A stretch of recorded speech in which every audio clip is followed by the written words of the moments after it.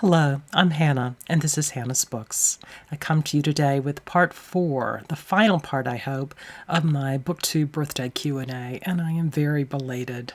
Thanks for sticking it out this far. Let's get right to the questions. Dee Dee at Brown Girl Reading asks what my top 5 must-read before you die suggestions are for avid readers. Very recently, I was thinking about what my top 10 before you die books are for my own life, but Dee Dee's asking, I think, for books I know and love, which I think everyone else ought to pick up at some point. It's an interesting question, and I'm a bit stuck on my answers. I think I want to respond with some books I see as so foundational for Western literature. That is, books it's really helpful to know culturally, maybe at least a handful of specific books of the Jewish Bible and the New Testament, Shakespeare's Hamlet, Jane Austen's Pride and Prejudice, Charlotte Bronte's Jane Eyre, and Toni Morrison's Beloved.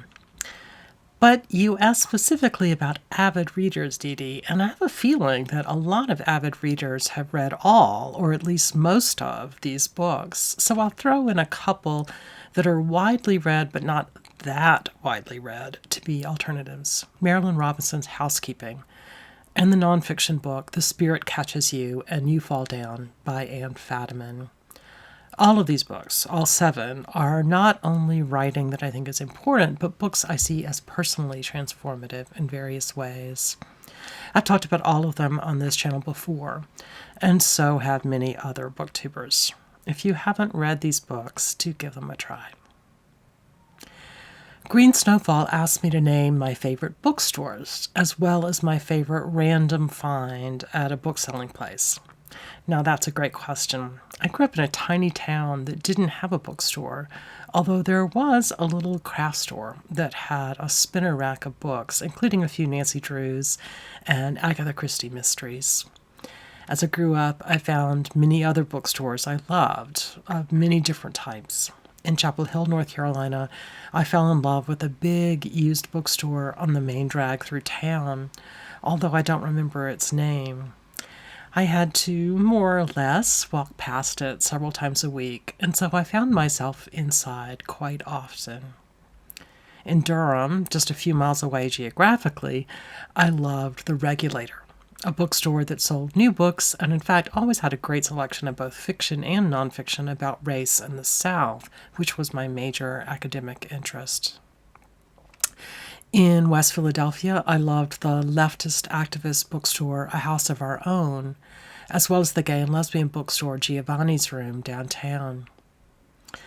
And honestly, I absolutely adored the various Borders in the D.C. area, where I frequently went when my son was very young and ready for a nap. He would sleep either on a bench or in my arms while I drank a cup of tea and read through a few books I'd picked up from the shelves. When he woke up, we'd head to the children's section and read stories aloud, or sometimes he'd play with other youngsters around the huge train table. Lots of good memories.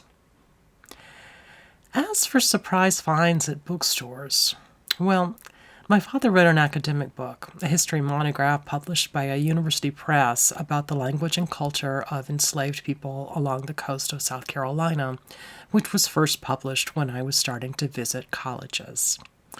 Although the town we lived in at that point did have a bookstore, it was a small little B. Dalton's or something like that, stuck in the mall that only carried really popular books. Anyway, one of the first schools I toured with my family was Johns Hopkins University. After we were shown the classrooms and dormitories, our tour guide took us in the library, where my dad's book was on the new bookshelf, and it was the first time he had seen it in the wild. It was very exciting. As we continued our tour of colleges heading up the East Coast, we eventually arrived in Boston, Massachusetts. And as we walked by the Harvard bookstore, not the place where students buy their textbooks, but just a really wonderful independent shop, there Dad's book was again, this time in the window display. Sighting number 2. A couple of amazing bookstores slightly south of where we lived in South Carolina soon carried his book as well, eventually selling many copies each and asking him to come in to sign editions whenever he could. But those initial spottings of his book in a university library in Maryland and in a commercial bookstore in Massachusetts, far from home, were really exciting. Tori at Hufflepuff Discovery asks me to name one author I've never read, but who intrigues me, and to explain why. Now that is interesting. I just began planning a second edition of the Mooks and Gripes tag. Last time I decided to fill the list with all those canonical books I'd never read by dead white men. Next time I want to talk about works from a broader group of writers. It's tempting to name some of those books, but since I hope to make that video sometime in November, I think I'll hold off right now. Instead, I'll name Amor Towles, author of the very popular books Gentlemen in Moscow and Rules of Civility, and now the brand new Lincoln Highway. Someone I admire very much suggested his work, and my spouse David especially absolutely loves The Gentleman in Moscow, and I still haven't read it. Perhaps it should go on my December TBR. Tori also asks which my favorite Bronte sister is. She says she knows I love Jane Eyre, but is Charlotte my favorite on the whole, or does one of the other sisters step up into that role? Yep, Charlotte is my favorite. I like Emily's poetry better than I personally like her novel. And as for Anne, I've only read Agnes Grey at this point, and while I find it historically interesting, I don't think it has a lot of power as fiction. The Tenant of Wildfell Hall is perennially high on my TBR, especially my Victober TBR, but it has still not actually made it off the list. As for Charlotte, I only know Jane Eyre and Villette, but given that two strong books still outweigh the productions of the other sisters, I think she wins. Actually, I suppose you might mean which sister do I like best, not as an author, but as a person or as a sister. If so, I think I need to read that enormous group biography by Juliet Barker before I give you my answer. I am not certain Charlotte would win if we're judging on something other than literature. John David says, a couple of weeks ago I picked up Thomas Wolfe, someone whom I've heard you mention a number of times on your channel. The novel I chose was You Can't Go Home Again. I'm in the last 150-page stretch and was wondering what you thought of it. Well, I don't like it nearly as much as I like Look Homeward, Angel. I really ought to read it again before I make any real critique. I was pretty young when I read it, and at the time, there were two things that made me feel connected to at least the early parts of the book. First, I was in the process of imagining my own move from the small-town South to the more urban North, and watching Wolfe's recounting of what happened to him as he tried to negotiate that move totally intrigued, but scared me. Secondly, I mentioned earlier in this video that my dad wrote a book on slave culture along the coast of South Carolina. Much of the book was researched and written when we were living away from his childhood home, right over the border in North Carolina. But we moved back to South Carolina before his book came out, and many of his mother's white friends bought copies of his book, knowing it was about plantations in the local area, what they thought might be a romantic topic, and not really realizing that his book was about the people who were enslaved there, not the people who owned those plantations and that workforce. As he waited for the fallout that he feared his mother and her friends might create when they realized that what he was writing might now be called an anti-racist book based on critical race theory, he made many jokes about Thomas Wolfe never being able to go home again, worrying that he was soon to face the same kinds of consequences. But unlike Wolfe's doubled experience in that book, there was no fallout, perhaps because none of the people in question actually read Dad's academic book.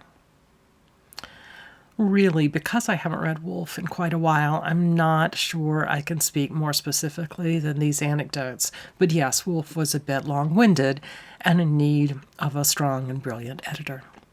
Luckily, he found one in Max Perkins, but I gather their work together was a success primarily in Look Homeward, Angel.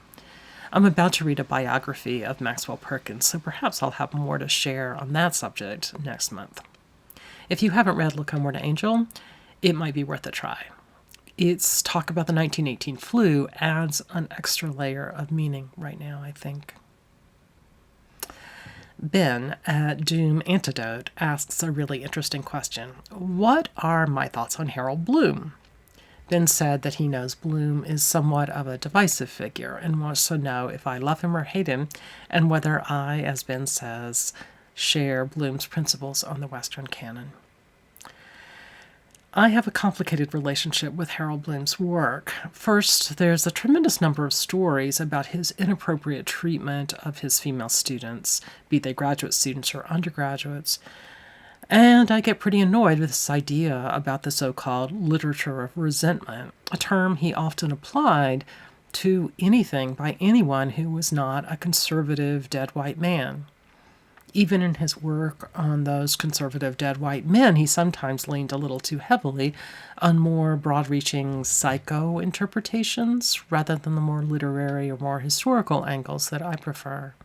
Perhaps that's just a reflection of his time, or of mine. But back to the idea of the school of resentment.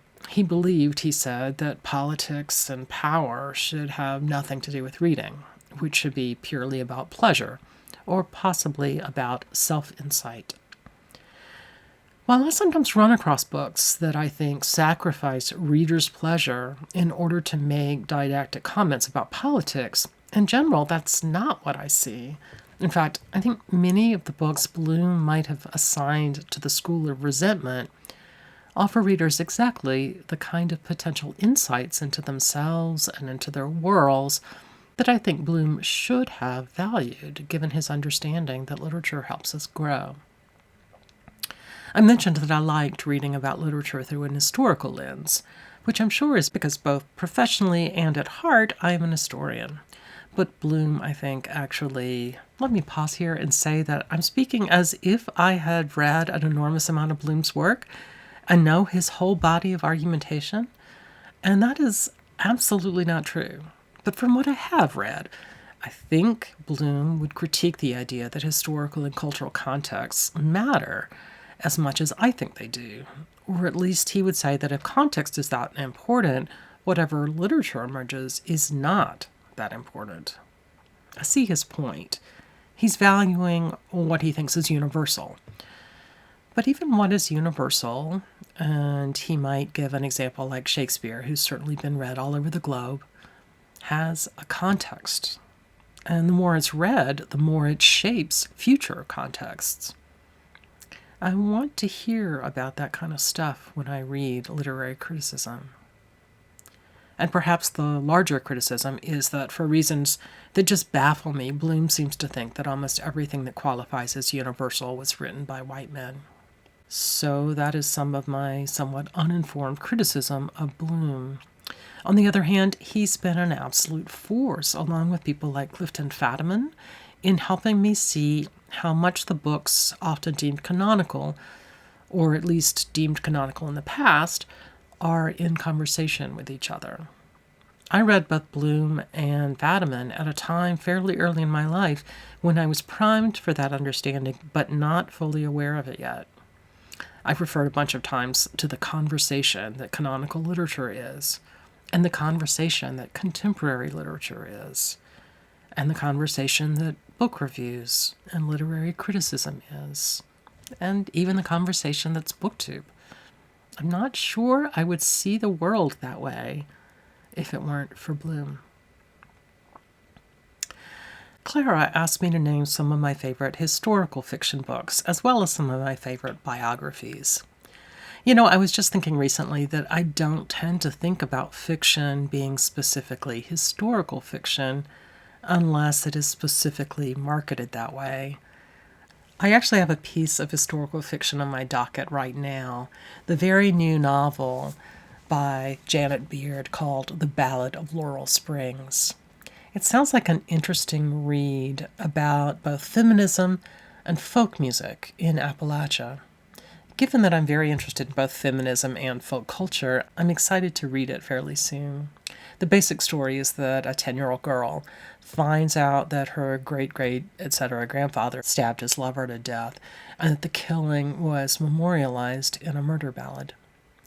What she brings out is that her family's story is part of a long cultural legacy in which generations of women in her society had been affected by violence, which was then immortalized in folk songs that remind young girls where their place is and what the consequences can be if they step outside of gender expectations. From what I've heard, Beard's novel is really informed by these real ballads and her love of Appalachian folklore. It sounds fascinating, and it doesn't sound like something that Bloom would like. As I said, I don't consciously read a lot of historical fiction, but I really love the genre of biography. At this point, I tend to focus on literary biographies, one of my review specialties, and also on group biographies, which are almost always deeply connected to social history. In the last 18 months or so, I've especially loved the enormous biography of Sylvia Plath by Heather Clark, as well as the study The Equivalents by Maggie Doherty about a group of women, including the poets Anne Sexton and Maxine Kumin, in Boston right before the women's movement started. One historical biography which I read when I was studying to become an academic historian was Drew Faust's study of James Henry Hammond, with its subtitle Design for Mastery, about a plantation owner who held a large enslaved population in South Carolina. I loved her book so much that I applied to the University of Pennsylvania, where Drew Faust taught for graduate school, and she was my PhD advisor. I have several funny stories about Drew, but I'll just tell one for now. Several years after I finished my dissertation, Drew left the Penn History Department and soon became the president of Harvard University. Many years later, as she was beginning her very last year there before retiring from the presidency, my son Abe enrolled as a freshman. Abe, who many of you know is a great musician, was part of a small band that was asked to play music at one of her retirement parties. To my knowledge, they'd not met since move-in day in the fall, when Drew and her presidential entourage walked around the freshman yard greeting all the new students and their families. But she knew who Abe was at the end of the year, perhaps because his name might have been in a program or something, and she went up to him to tell him how much she admired his grandfather's book. Yes, that book I said I had seen in the Harvard bookstore all those years earlier. She had just been packing up all the books in her university office and had put his book in a box to take home to her large home study. Dad's book is named after a traditional folk song down by the riverside, and she asked my son if he and his bandmates could play it. They did. Clara asks another question. How did I get started writing formal book reviews? Well, when I was a history professor, I wrote academic stuff, books and articles, but also reviews for academic journals about forthcoming university press books. That's part of the job expectation if you're a professor. I stopped college teaching some time ago, a long story itself, but of course I kept reading and writing. I've always read a lot of literature and non-academic nonfiction, but over time it began to be a larger and larger percentage of my reading, taking pride of place against the academic books I tried to keep up with. And I really loved reading reviews, especially in the New York Times Book Review and in the Washington Post, my hometown newspaper. Soon after I created this BookTube channel, I discovered Steve Donahue, and when he offered to his readers to coach them through their first attempts at writing reviews of more mainstream books, and the chance to publish those reviews in Open Letters Review, I sent him an email. And from the very first review I wrote, I loved the process.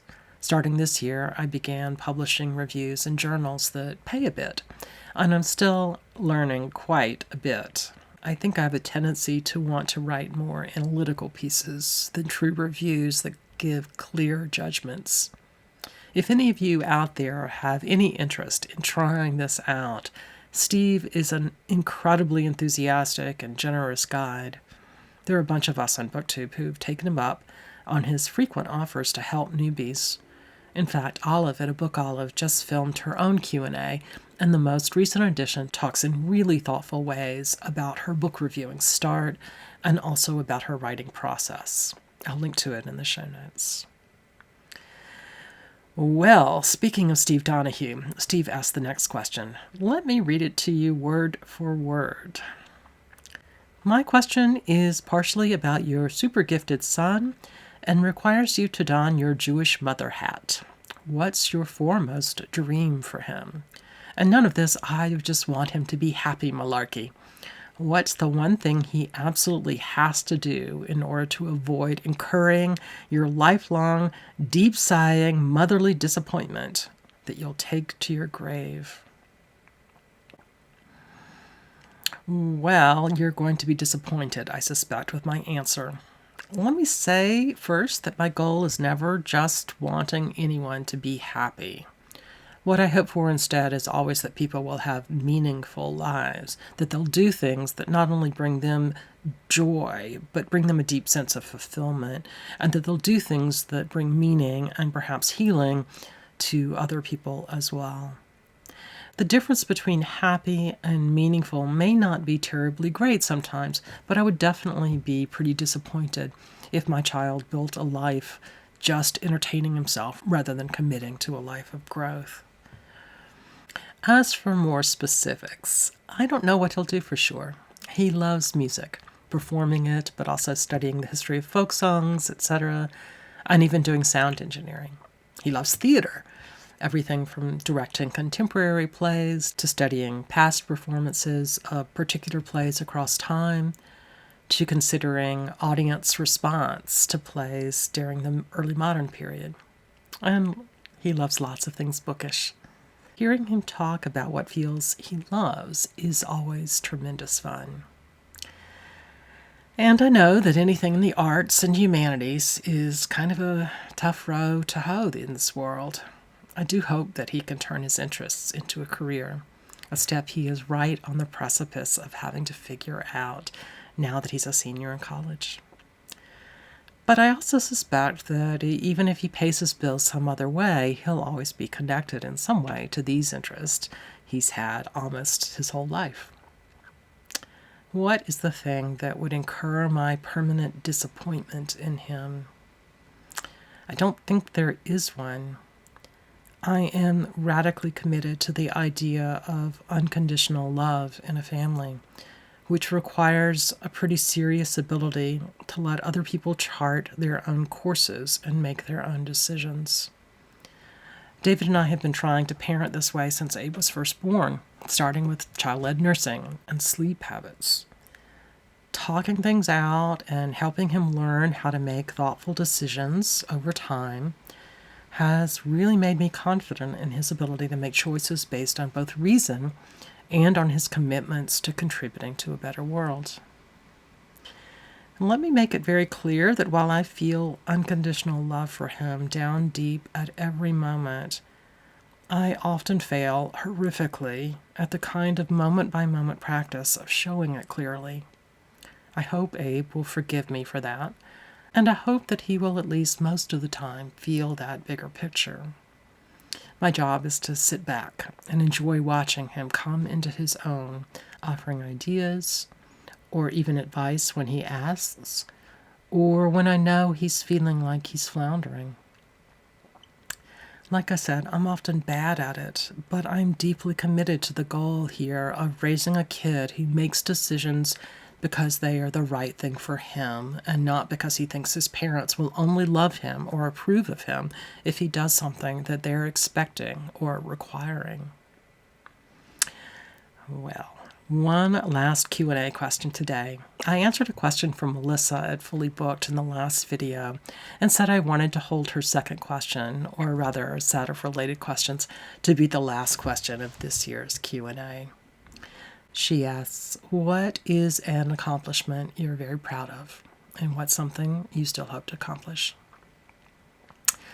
Let me start first by saying something I would still like to accomplish. Right now, I'm sketching out a book, not a novel, and not academic history either. I'm not quite ready to talk about it on this channel, but I probably will at some point when things really get going. and I'm thinking about using NaNoWriMo as a jumping off point, although I'm having to stretch the meaning of novel there. This will not be a 1-month project at all, but I'm mentioning it here in order to make it feel a little bit more real. What am I most proud of that I have done? I'm sure this sounds sappy, but I am most proud of helping to build a pretty incredible family with my husband David and our son Abe. We made some choices that were fairly unusual and maybe even a bit weird, from having a home birth to making the choice to homeschool, something totally misnamed since in many ways it had far more to do with being deeply submerged in the community as a whole than homeschooling would imply, or even that public schooling might allow. And we've had all sorts of kinds of hard things in our lives, which we've had to deal with, things which have brought us sadness and grief, but at the same time have brought us closer together as well. If you'd asked me this question 25 years ago, I would not have given you this kind of answer. The idea that I, as a feminist, would think that my role in building a family would be my highest moment of pride would have seemed silly to me then. And I haven't let go of my feminism, not one bit. I'm proud beyond words of some of the other things I've done. Writing my second book, Unspeakable, for example, would have been up there. And helping my students learn to read and write critically would be another. But honestly, I don't have nearly the same degree of pride as I do in being part of this still growing and changing family with my amazing spouse and child. Well, on that sappy note, I want to thank all of you for these lovely questions, and thanks as well for joining me today for the very belated last edition of the Q&A Answers. See you soon here on Hannah's Books.